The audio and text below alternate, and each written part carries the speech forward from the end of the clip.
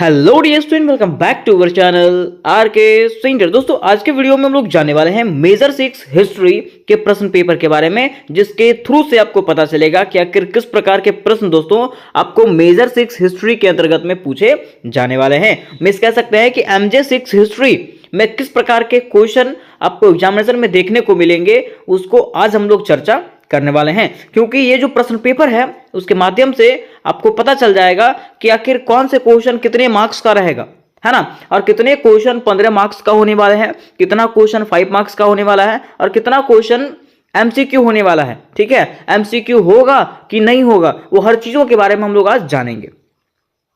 तो देखिए, सबसे पहले यहां पे आपको दिख रहा होगा, यहां पे लिखा हुआ है 2025 में इसी बार ये प्रश्न पेपर बनाया गया है। लिखा हुआ है यहाँ पे सेशन भी आपका दिया हुआ, ठीक है, टाइम दिया हुआ है यहाँ पे 3 घंटा। टाइम कितना दिया हुआ है?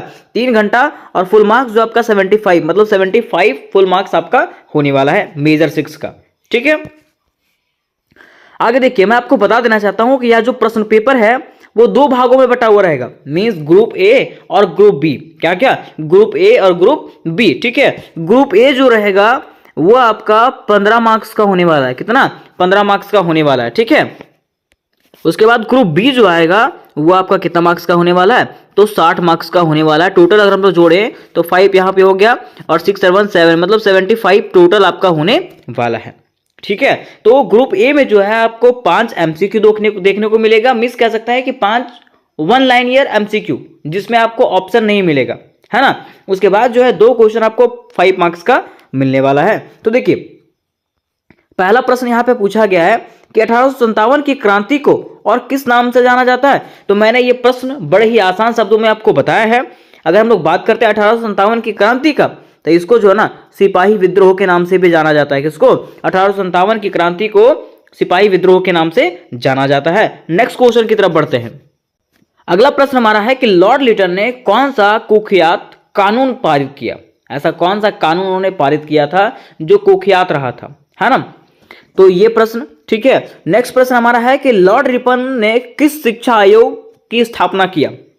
तो ये सब सारे प्रश्न मैंने बताए हैं। उसके बाद देखिए, कह रहा है कि कर्जन के शासनकाल में कौन सा महत्वपूर्ण आंदोलन हुआ था? फिर लास्ट क्वेश्चन आपका क्वेश्चन नंबर 5 जो रहेगा वो रहेगा 1909 का सुधार अधिनियम किसके नाम से जाना जाता है? ठीक है, तो ये जो क्वेश्चन है, ये जो चारों क्वेश्चन है, ये मैं आपके ऊपर छोड़ रहा हूं। क्यों? क्योंकि ये सारे प्रश्न, इसका जो लॉन्ग क्वेश्चन है वो सारे प्रश्न मैंने करवाए हैं। अगर आप लोग वो सब वीडियोस देखे होंगे तो ये सारे प्रश्न आपके आसानी से बन जाएंगे। मैं सीधा कह सकते हैं कि अगर आप लॉन्ग क्वेश्चन को देख लोगे ना, तो ये एमसीक्यू क्वेश्चन जो है ना उसको आपको देखने की जरूरत नहीं पड़ेगी, एमसीक्यू क्वेश्चन आपको पढ़ने की जरूरत नहीं पड़ेगी। तो मैं आपको बस एक ही सलाह दूंगा कि डिस्क्रिप्शन बॉक्स में मेजर 6 हिस्ट्री की पूरी तैयारी करवाई गई है। मैं कह सकता है डिस्क्रिप्शन बॉक्स में मेजर 6 हिस्ट्री के प्लेलिस्ट का लिंक मिलेगा, वहां से जाकर के आप लोग मेजर 6 हिस्ट्री की पूरी तैयारी कर सकते हो।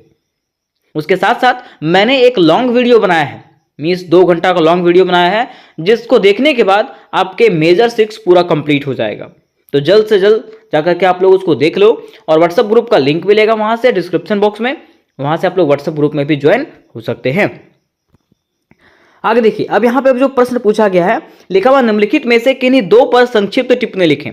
प्रश्न क्या है? निम्नलिखित में से किन्हीं 2 पर क्या करना है? संक्षिप्त टिप्पणी लिखना है। ठीक है, जो 5 मार्क्स का होने वाला है। पहला प्रश्न आपका है मार्ले मिंटो अधिनियम। मार्ले मिंटो अधिनियम किसको कहते हैं? मार्ले मिंटो सुधार किसको कहते हैं, उसके बारे में बताना है।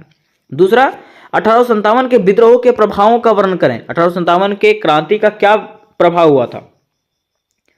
फिर कह रहा है कि भारतीय शासन अधिनियम 1935 क्या है, उसके बारे में बताइए। उसके बाद चौथा में कह रहा है कि लॉर्ड वेलेंजली की सहायक संधि के बारे में क्या करना है? चर्चा करना है। तो ये चारों में से किन्हीं 2 के बारे में आपको बताना है। ठीक है, और ये सारे प्रश्न मैंने करवाए हैं।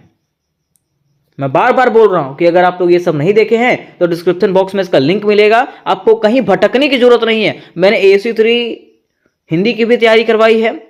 ठीक है, और जो भी सब्जेक्ट हैं आपके सारे के सारे तैयारी मेरे चैनल पे दोस्तों आपको करवाया जाएगा, है ना। तो आप कहीं भटको नहीं, जितना भटकोगे उतना आपका तैयारी नहीं हो पाएगा। ठीक है, अब हम लोग इसके लॉन्ग क्वेश्चन को देखते हैं। अब देखिए, यहां पे लिखा हुआ है ग्रुप बी। क्या लिखा हुआ है? Group B. और ग्रुप बी में मैंने आपको बताया था कि मात्र आपको 4 प्रश्न बनाने हैं। कितने? 4 प्रश्न, जिसमें से हो सकता है 8 प्रश्न आपको पूछे हुए रहेंगे। कितने? 8 प्रश्न पूछे हुए रहेंगे, जिसमें से आपको 4 ही प्रश्न बनाना है। तो पहला प्रश्न यहाँ पे पूछा गया है 1857 के विद्रोह के कारण और परिणाम का वर्णन कीजिए कि 1857 के विद्रोह के क्या कारण थे और क्या परिणाम था उसके बारे में बताइए। तो ये जो है ना दोस्तों, ये सटीक क्वेश्चन है, ये फिक्स क्वेश्चन आपके एग्जामिनेशन में पूछा जाएगा तो पूछा जाएगा। ठीक है, इसको आप लोग लिख के रख लो, या तो फिर ऐसे पूछेगा कि 1857 के विद्रोह के राजनीतिक एवं धार्मिक कारण, या तो पूछेगा 1857 ईस्वी के विद्रोह के प्रभावों का वर्णन करें। ये क्वेश्चन पूछेगा तो पूछेगा।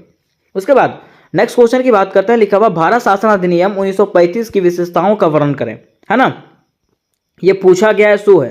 फिर आगे कह रहा है कि लॉर्ड कॉर्नवालिस की उपलब्धियां और स्थायी बंदोबस्ती पर संक्षिप्त टिप्पणी लिखें। आगे क्वेश्चन है कि लॉर्ड रिपन के प्रमुख सुधारों का वर्णन करें। लॉर्ड रिपन के क्या क्या प्रमुख सुधार हैं उसके बारे में बताना है। 6 में हमारा है वारेन हेस्टिंग्स के संक्षिप्त टिप्पणी लिखें। वारेन हेस्टिंग्स पर संक्षिप्त टिप्पणी लिखना, उसके बारे में बताना है।